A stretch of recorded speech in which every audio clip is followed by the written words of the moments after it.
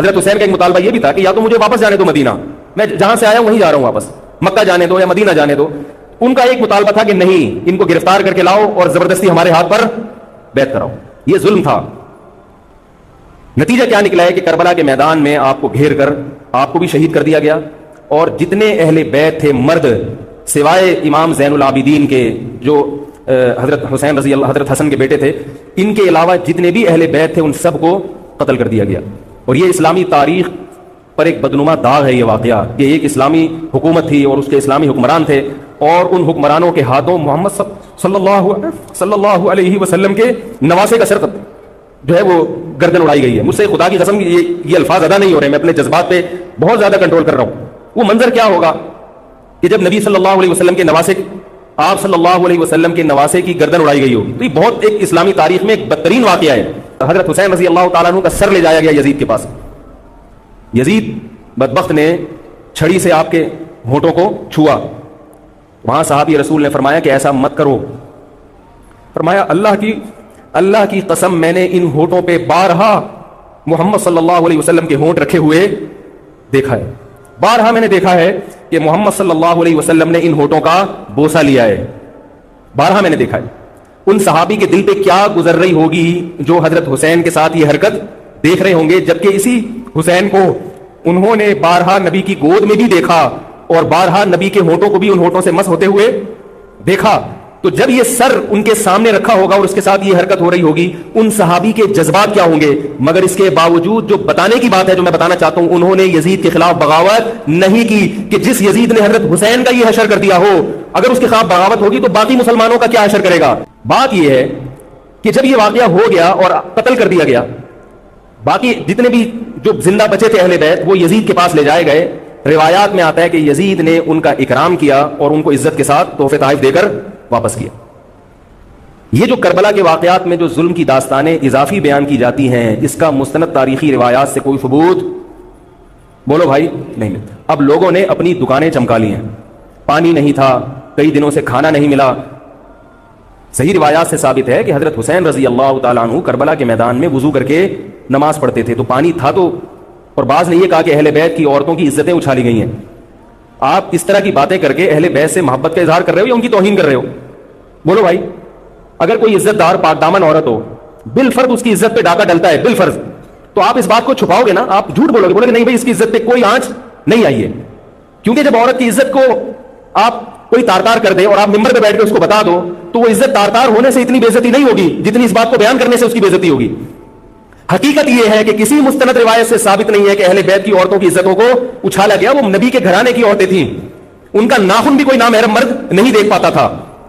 دوپٹہ اتر گیا زینب کا اور زینب کی چادر چھن گئی، یہ سب غلط ہے، یہ سب من گھڑت باتیں ہیں۔ چونکہ وہ بہرحال مسلمان تھے جو حضرت حسین کے خلاف لڑ رہے تھے، ظالم تھے، اس میں کوئی شک نہیں ہے۔ اس سے بڑا ظلم اس کائنات میں ہوا نہیں ہوگا کہ ایک شخص جو اپنے آپ کو مسلمان کہتا ہے اور وہ نبی کے نواسے کو قتل کر دے اور اہل بیت کو قتل کر دے۔ اسلامی سیاست میں اتنی گندی تاریخ ہمیں کبھی بھی نہیں ملتی۔ حضرت عثمان کا بھی قتل ہوا، وہ بھی بہت بڑا ظلم تھا، مگر یہ ظلم اس ظلم کی نوعیت سے بڑھ کر تھا، کیونکہ حضرت عثمان کا قتل حکومت کے ہاتھوں نہیں ہوا ہے، باغیوں کے ہاتھوں ہوا ہے۔ یہاں حضرت حسین کا قتل کس کے ہاتھوں ہوا ہے؟ حکومت کے ہاتھوں ہوا ہے، جس پر لوگ بیعت کر چکے تھے۔ یہ گڑبڑ یہاں سے شروع ہوئی ہے، بات آ رہی ہے سمجھ میں؟ حکومت سے مطالبہ ہے کہ حضرت عثمان کے قاتلوں کو چوک پر لٹکایا جائے۔ یہ مطلب نہیں تھا حضرت معاویہ کا کہ حکومت کا اہل میں ہوں، مجھے خلافت دی جائے، میں علی کو نہیں مانتا یا میں علی کو معاذ اللہ برا سمجھتا ہوں، ایسا نہیں تھا۔ آج کل بعض لوگ یہ کہتے ہیں کہ حضرت معاویہ کے حکم سے حضرت علی کو گالیاں دی جاتی تھیں، یہ غلط ہے۔ یاد رکھو عربی کے لفظ کا ترجمہ اردو میں، یہ بہت سے لوگ نا ان کو عربی زبان سے ذرا بھی واقفیت نہیں ہے، چھوٹے چھوٹے بچے آگے بڑھ گئے ہیں۔ عربی میں کسی پر اعتراض کرنا، اس کی پالیسیوں کو غلط قرار دینا، اس کو بھی سب و شتم کہا جاتا ہے۔ اردو میں ہر جگہ اس کا ترجمہ گالیاں نہیں ہوتا، گالیوں کا مطلب تو ہمارے ہاں کچھ اور سمجھا جاتا ہے۔ آپ کسی پر اعتراض کر رہے ہو، اس کو تو سب و شتم کہا جائے گا۔ سب و شتم میں گالیاں بھی آتی ہیں، کسی کی پالیسیوں سے اختلاف کرنا، اس کی رائے پر رد کرنا، یہ بھی آتا ہے۔ لیکن اردو میں گالی کا مطلب برا لفظ ہے، گالی کوئی شریف آدمی نہیں دیتا۔ خیر، میں یہ عرض کر رہا تھا کہ حضرت عثمان رضی اللہ تعالی عنہ کے قاتلوں سے قصاص، ہم دعا کریں میں جلدی سے اس موضوع کو سمیٹ کے آج ختم کر دوں۔ حضرت عثمان کے قاتلوں سے قصاص لیا جائے، حضرت علی رضی اللہ تعالیٰ عنہ کا موقف یہ تھا کہ مدینہ میں حضرت عثمان کے قاتلوں کا جو ٹولہ ہے وہ اتنا مضبوط ہے کہ اگر میں نے ان سب کو پکڑ پکڑ کے لٹکانا شروع کر دیا تو مدینہ میں امن و امان کی صورتحال خراب ہو جائے گی. حکومت بھی دہشت گردی کے خلاف جب ایکشن لیتی ہے تو یہ سوچتی ہے نا کہ دہشت گردوں میں کتنی پاور ہے, تمیز سے, طریقے سے. اب یہ ایک اختلاف تھا جو بڑھنا شروع ہو گیا. اس اختلاف کے پیچھے نہ حکومت کی لالچ, نہ پیسے کی لالچ, نہ دولت, یہ سب الزامات ہیں اسلام دشمنوں کے جو انہوں نے صحابہ پر لگائے ہیں. نہ حضرت علی پر کوئی الزام لگایا جا سکتا ہے اس مسئلے میں, نہ حضرت معاویہ پر. رائے کا اختلاف ہے, رائے کا اختلاف. ابتدا میں حضرت معاویہ کے ساتھ بہت سارے صحابہ تھے, میں یہ تو نہیں کہہ رہا زیادہ, بہت سارے صحابہ, جن میں حضرت عائشہ رضی اللہ تعالی عنہا بھی تھی. بعد میں حضرت عائشہ رضی اللہ تعالی عنہا کا موقف تبدیل ہو گیا جب انہوں نے دیکھا کہ اس سے مسئلہ حل ہونے کے بجائے اور بگڑ رہا ہے. تو حضرت معاویہ نے حضرت علی کی بیعت سے انکار کیا, کہا کہ جب تک حضرت عثمان کے قاتلوں کو چوک پہ نہیں لٹکایا جاتا میں آپ کے ہاتھ پہ بیعت کرنے کے لیے تیار نہیں ہوں. یہ حضرت معاویہ کی رائے تھی. حضرت علی کی رائے یہ تھی کہ میرے لیے یہ فی الحال ممکن نہیں ہے, لہذا, اور اس سے ہو کیا رہا ہے, حکومت دو حصوں میں ڈیوائیڈ ہو رہی ہے. ان کی رائے یہ تھی کہ حضرت معاویہ رضی اللہ تعالی عنہ کو اپنے اس مطالبے سے دستبردار ہو کر میرے ہاتھ پہ بیعت کر لینی چاہیے. اور قرآن کا حکم ہے وَإِن طَائِفَتَانِ مِنَ الْمُؤْمِنِينَ اقْتَتَلُوا فَأَصْلِحُوا بَيْنَهُمَا فَإِن بَغَتْ إِحْدَاهُمَا عَلَى الْأُخْرَى فَقَاتِلُوا الَّتِي تَبْغِي حَتَّى تَفِيءَ إِلَى أَمْرِ اللَّهِ. کہ اگر مسلمانوں کا کوئی فریق بغاوت پہ اتر آئے, حکومت وقف سے لڑائی کرے, قاتل التی تبغی, تو جو طبقہ حکومت کو تسلیم نہیں کر رہا یا حکومت کے خلاف بغاوت کر رہا ہے اس سے قتال کرو. حضرت علی کا موقف یہ تھا کہ قرآن مجید کی یہ آیت مجھ سے مطالبہ کر رہی ہے کہ جو لوگ میرے ہاتھ میں بیعت نہیں ہو رہے جبکہ میری خلافت قائم ہو چکی ہے, تو میں مسلمانوں میں تاکہ اختلاف اور انتشار نہ ہو میں اس فریق کو تلوار کے زور سے بیعت کرنے پر مجبور کروں. بات آ رہی ہے سمجھ میں کہ نہیں آ رہی ہے؟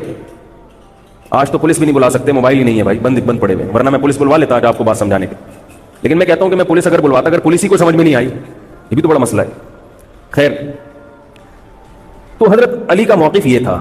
حضرت معاویہ کا موقف یہ تھا کہ حکومت کے خلاف بغاوت غلط ہے نا, جس کو حکومت مان لیا ہو, جب تک میں نے خلیفہ مانا ہی نہیں ہے تو میرا یہ عمل بغاوت نہیں کہلائے گا. یہ اختلاف رائے ہے, اور یہ اختلاف صحابہ میں بھی ہوا ہے, تابعین میں بھی ہوا ہے, ائمہ مجتہدین میں بھی ہوا ہے, اور آج تک ہوتا آ رہا ہے. اس قسم کے اختلافات مکمل ختم نہیں ہو سکتے. یہ صحابہ میں بھی ہوا ہے, قرآن و حدیث کو سمجھنے کا اختلاف کہا جاتا ہے اس کو. اور اس اختلاف کے بارے میں نبی صلی اللہ علیہ وسلم کی صحیح حدیث ہے, اذا اجتہد المجتہد فإن اصاب فلہ اجران وإن اخطأ فلہ اجر واحد. جب کوئی مجتہد اجتہاد کرتا ہے, کیا مطلب, قرآن و حدیث کو سمجھنے کی کوشش کرتا ہے, اگر وہ صحیح نتیجے پر پہنچ جائے تو اس کو 2 اجر ملتے ہیں, اگر غلط نتیجے پر پہنچے تو بھی 1 اجر ملتا ہے اس کو, اس لیے کہ اس کے بس میں جو تھا وہ اس نے کر لیا. اب پیغمبر تو موجود نہیں ہے جو آگے بتائیں گے کہ یہ صحیح کر رہا ہے یہ غلط کر رہا ہے. میں نے اپنے ایک استاد سے ایک مرتبہ پوچھا کہ حضرت یہ علماء میں جب اختلاف ہوتا ہے کسی مسئلے میں تو عوام بڑی پریشان ہوتی ہے, کیا کریں ہم؟ انہوں نے فرمایا کہ عوام کو یہ بتاؤ کہ ہم پیغمبر نہیں ہیں اور ہم پیغمبر سے براہ راست مسئلہ پوچھ نہیں سکتے. ہمارے پاس جو قرآن و سنت ہے اور جو فقہائے کرام نے اس قرآن و سنت کی تشریح کی ہے, جو فقہ کی کتابیں ہیں, ہم اس میں دیکھتے ہیں. اب اس میں 2 علماء کی رائے میں اگر اختلاف ہو جائے تو اس اختلاف کو ختم کرنے کا ہمارے پاس کوئی راستہ نہیں ہے. نبی ہوتے تو ہم پوچھ لیتے, جب راستہ نہیں ہے تو بھائی اللہ کے نبی نے فرما دیا کہ جو تمہارے بس میں ہے وہ کر لو. اگر درست بات تک پہنچ گئے ڈبل اجر, نہیں پہنچے تو بھی اجر. اس میں ہمیں بتا دیا کہ اسلام پر عمل کے لیے اتنا کافی ہے کہ جو تمہاری استطاعت میں ہے وہ کر لو. نہیں آئی بات سمجھ میں؟ اب یہ اختلاف چھوٹے مسائل میں بھی ہو سکتا ہے اور بڑے مسائل میں بھی ہو سکتا ہے. تیسری بھی ایک جماعت تھی, یہ 2 اختلاف تو پتہ چل گئے نا, حضرت علی کا موقف, حضرت معاویہ کا موقف. ایک تیسری جماعت تھی جو یہ کہتی تھی کہ نہ ہم حضرت علی کا ساتھ دیں گے نہ حضرت معاویہ کا, کیونکہ دونوں مسلمان ہیں, دونوں لڑ رہے ہیں, مسلمانوں کو ہم لڑتا ہوا نہیں دیکھ سکتے. ان کا موقف تھا حضرت علی رضی اللہ تعالیٰ عنہ ایک صحابی کے پاس گئے اور ان سے کہا کہ آپ میری جماعت میں شامل ہوں اور اہل شام کے خلاف میرے ساتھ مل کے لڑیں. وہ صحابی گئے, ایک لکڑی کی تلوار اٹھا کے لائے. انہوں نے کہا کہ میں نے رسول اللہ صلی اللہ علیہ وسلم سے سنا ہے کہ فتنے کا دور ہوگا, مسلمان آپس میں لڑیں گے, تو تم اس وقت اپنی تلوار کو لکڑی کی بنا لینا. لکڑی کی تلوار کا مطلب جو کسی سے لڑنے کے کام نہ آئے. میں تو نہیں لڑ سکتا. اب حضرت علی نے یہ نہیں کہ اس پہ تلوار رکھ دیا کہ نہیں تو تو جائے گا, یا تو دائرہ اسلام سے خارج ہے, یا تو باغی ہے, ٹھیک ہے نہیں یاری سمجھ میں چھوڑ دو. آج جو فتنے کھڑے ہو رہے ہیں نا وہ اس پہ نہیں ہو رہے کہ صحیح کیا ہے غلط کیا ہے, فتنہ اس پر ہو رہا ہے کہ جو مجھے سمجھ میں آ رہا ہے وہ میں تھوپ کے اس کو مسلط کر دوں. مجھے اگر رفع الیدین سمجھ میں آ رہا ہے تو پوری دنیا رفع الیدین کیوں نہیں کر رہی, اور اگر مجھے ترک رفع الیدین سمجھ میں آ رہا ہے تو یہ چند لوگ رفع الیدین کیوں کر رہے ہیں. صحابہ کے دور میں رفع الیدین بھی ہوتا تھا اور ترک بھی ہوتا تھا, پھڈے نہیں ہوتے تھے. صحابہ کے دور میں زور سے آمین بھی تھی اور آہستہ آمین بھی تھی, جھگڑے نہیں تھے. صحابہ کے دور میں امام کے پیچھے فاتحہ پڑھنے والے بھی تھے اور امام کے پیچھے فاتحہ کو ناجائز اور حرام سمجھنے والے بھی تھے, مگر پھڈے بازی بولو بھائی نہیں تھی. تو حضرت علی رضی اللہ تعالیٰ عنہ نے ان صحابی کو مجبور نہیں کیا. حضرت علی کی فوج میں عمار ابن یاسر رضی اللہ تعالیٰ عنہ بھی تھے, سوری زبیر ابن عوام, عبداللہ ابن زبیر رضی اللہ تعالیٰ عنہ, عبداللہ ابن زبیر ابن عوام. حدیث میں آتا ہے کہ جب جنگ صفین میں, جنگ جمل میں دونوں فوجیں آمنے سامنے کھڑی ہوئی ہیں, زبیر ابن عوام رضی اللہ تعالیٰ عنہ نے تقریر کی, اہل شام سے خطاب کر کے کہا کہ اے اہل شام, ہم جانتے ہیں کہ تمہارے ساتھ محمد صلی اللہ علیہ وسلم کی زوجہ ہیں حضرت عائشہ, جو ہمارے موقف سے متفق, یہ صحیح بخاری کی روایت ہے, جو ہمارے موقف سے متفق نہیں ہے لیکن ہے نبی کی بیوی, اور ساتھ کس کا دے رہی ہیں, تمہارا. اب اعتدال دیکھیں صحابہ کی رائے میں. فرمایا اللہ کی قسم ہم یہ جانتے ہیں کہ جیسے وہ دنیا میں نبی کی زوجہ تھی, جنت میں بھی نبی کی زوجہ ہوں گی, اگرچہ وہ اس معاملے میں ہمارے خلاف ہیں, مگر اس کی وجہ سے ہم ان کے جنتی ہونے کا انکار نہیں کر سکتے. کیا مطلب, ان کی سمجھ میں جو آ رہا ہے وہ اس کے حساب سے کر رہی ہیں, لیکن ہماری سمجھ میں ان کی بات نہیں آ رہی. کیوں؟ اس لیے فرمایا کہ ہم یہ دیکھ رہے ہیں کہ اللہ ہمیں نبی کی زوجہ عائشہ رضی اللہ تعالی عنہا کے ذریعے آزما رہا ہے کہ تم نبی کی زوجہ کو دیکھتے ہو یا قرآن کے حکم کو دیکھتے ہو. قرآن کہہ رہا ہے کہ خلیفہ کے خلاف بغاوت نہیں ہو سکتی, کائنم من کان, بغاوت کرنے والا کوئی بھی کیوں نہ ہو. تو نہ چاہتے ہوئے بھی ہم تمہارے خلاف آگے کھڑے ہوئے ہیں. خدا کی قسم اس آزمائش میں ہمیں کس نے ڈالا ہے, اللہ نے ڈالا ہے.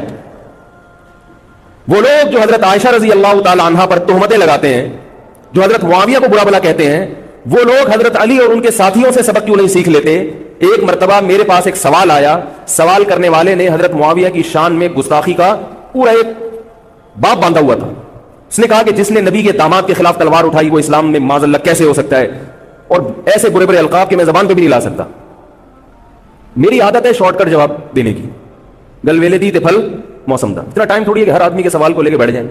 میں نے کہا آپ کے جواب میں اتنا کافی ہے کہ یہ وہ الزامات ہیں کہ جس کے خلاف تلوار اٹھائی اس نے بھی یہ الزامات نہیں لگائے. مدعی سست اور گواہ چست. نہیں آ رہی میرا خیال ہے بات. جو حضرت علی کے ساتھ تھے انہوں نے تو یہ کچھ حضرت معاویہ کے خلاف نہیں کہا.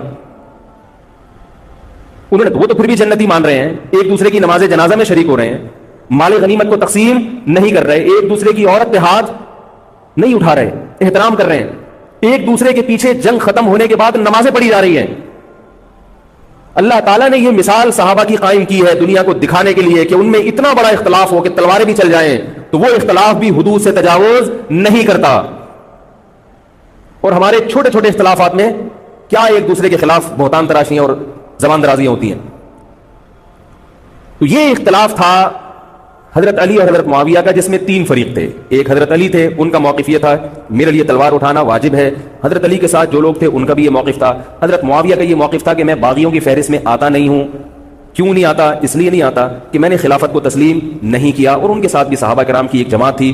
اور تیسرا موقف بہت سارے صحابہ یہ تھے جو کہتے تھے ہم کسی کا ساتھ نہیں دیں گے, دونوں طرف مسلمان ہیں, ہماری تلوار سے کسی مسلمان کا خون ہو ہم یہ برداشت نہیں کر سکتے. ہماری رائے یہ ہے, اہل سنت والجماعت کی رائے یہ ہے کہ یہ ان تینوں فریقوں میں جو برحق تھے وہ حضرت علی تھے, کیونکہ حکومت تھی ان کے پاس. باقی جو دونوں فریق تھے صحابہ کرام کے, ان سے غلطی ہوئی ہے, مگر یہ غلطی اجتہادی ہے. یہ نفس پرستی والی غلطی, حکومت کی لالچ والی, دولت کی لالچ والی, یا ہٹ دھرمی والی, یا ضد والی غلطی بولو بھائی نہیں ہے. یہ وہ غلطی ہے جس کے بارے میں محمد صلی اللہ علیہ وسلم نے فرمایا کہ اگر مجتہد سے غلطی ہوتی ہے تو بھی اس کو اجر ملتا ہے, کیونکہ اللہ نے قرآن میں فرمایا فاتقوا اللہ ما استطعتم, اللہ سے اتنا ڈرو جتنی تم میں استطاعت ہے. تو ان کی جتنی سمجھ میں آیا انہوں نے اس حساب سے کیا. تو دو جنگیں ہوئی ہیں, جنگ جمل اور جنگ صفین. اب ایک اور بات ہے, تاریخی حقیقت ہے کہ دو جنگوں کے بعد حضرت علی رضی اللہ تعالیٰ عنہ کو خوارج نے شہید کر دیا. یہ وہی خوارج جو حضرت عثمان کے قاتل تھے. انہوں نے شہید کس کو کیا؟ حضرت علی کو. حضرت علی کی شہادت کے بعد حضرت حسن رضی اللہ تعالیٰ عنہ کی 6 مہینے تقریباً خلافت رہی ہے. حضرت حسن رضی اللہ تعالیٰ عنہ نے امت میں جوڑ پیدا کرنے کے لیے حضرت معاویہ رضی اللہ تعالیٰ عنہ سے سلو کر لی, اور خلافت سے دستبردار ہو کر حضرت معاویہ کے ہاتھ پر بیعت ہو گئے. نہیں آ رہی میرا خیال, پولیس کو فون کریں یار. بہت اہم بات ہے یہ, اس کو اچھی طرح سمجھ لیں, اللہ کرے سمجھ میں آ جائے. تو جب یہ ہو گیا تو مسئلہ ختم ہو گیا نا. لوگوں نے حضرت حسن سے کہا, یہ میں بالکل مستند روایتیں پیش کر رہا ہوں, اس کے سب کے حوالے ہیں, بہت ایسا نہیں ہے کہ تاریخ کی کتابوں کی, حدیث کی کتابوں کے سے پیش کر رہا ہوں. حدیث کا جو معیار ہے وہ تاریخی کتب سے بہت زیادہ ہوتا ہے. لوگوں نے حضرت حسن سے یہ کہا کہ یہ تو عار اور ذلت کی بات ہے کہ آپ کے والد نے جس کے خلاف 2 جنگیں لڑی ہوں, تو آپ اپنے والد کی جس سے دشمنی رہی ہو, بیٹا اس سے بیعت ہو رہا ہے. ہمارے ہاں اس کا تصور ہے. سیاسی لوٹے ہمارے ہاں بہت ہیں, مگر وہ بھی دنیاوی مفاد میں دائیں بائیں لڑکتے ہیں. آخرت کی خاطر کوئی اپنے عہدے سے دستبردار ہو جائے, یہ نہیں ہوتا. حضرت حسن اہل بیت میں سے ہیں. حضرت حسن بیعت ہو گئے کس کے ہاتھ پر؟ حضرت معاویہ. لوگوں نے کہا یہ عار اور ذلت کی بات ہے. تو حضرت حسن کے وہ تاریخی الفاظ ہیں کہ میں دنیا کی ذلت کو جہنم کی آگ پر ترجیح دیتا ہوں. کیا مطلب؟ میں مسلمانوں کو آپس میں لڑتا ہوا نہیں دیکھ سکتا, میں نہیں لڑتا ہوا دیکھ سکتا. اب کوئی اس بیس پر حضرت علی پہ الزام لگائے کہ اس کا مطلب وہ لڑتا ہوا دیکھ سکتے تھے. بھائی ان کا جو موقف تھا, جو ان کی سمجھ میں آیا وہ انہوں نے کیا. حضرت حسن کا موقف اپنے والد کے موقف سے مختلف تھا. یہ اختلاف رائے ہو سکتا ہے. ان کا موقف یہ تھا کہ بھائی حضرت معاویہ حکومت کے اہل ہوں یا نہ ہوں یہ ایک الگ بحث ہے. اگر میں ان کے مقابلے میں متوازی حکومت قائم کروں گا تو پھر مطالبہ ہوگا حضرت عثمان کے قاتل سے قصاص, جو کہ ممکن نہیں ہے, اور پھر یہ لڑائی آگے چلے گی. بہتر ہے کہ دستبردار ہو جاؤ کہ حضرت آپ ہمارے خلیفہ ہیں, آپ ہمارے امیر.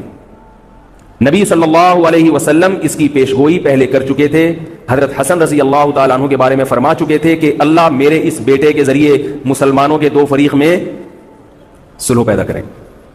تو جو اہل بیت سے محبت کرنے والے لوگ ہیں ان کو بھی چاہیے کہ کوئی ایسا کام نہ کریں جس سے مسلمانوں میں دوبارہ سے اختلاف اور انتشار پیدا ہو جائے. جوڑ کی اہمیت شریعت میں زیادہ ہے. اب جب حضرت معاویہ کی خلافت قائم ہوئی ہے, حضرت معاویہ نے حضرت حسن رضی اللہ تعالیٰ عنہ کے اکرام میں کوئی کسر نہیں چھوڑی. اس پر متواتر روایات ہیں کہ حضرت معاویہ جتنا حضرت حسن کا اکرام کیا کرتے تھے اتنا کسی کا اکرام نہیں کرتے تھے. بہت زیادہ آپ کو عزت دی حضرت معاویہ رضی اللہ تعالیٰ عنہ نے. حضرت معاویہ کے بعد یزید کی خلافت قائم ہوئی ہے, حکومت قائم ہوئی ہے. حضرت معاویہ صحابی رسول تھے.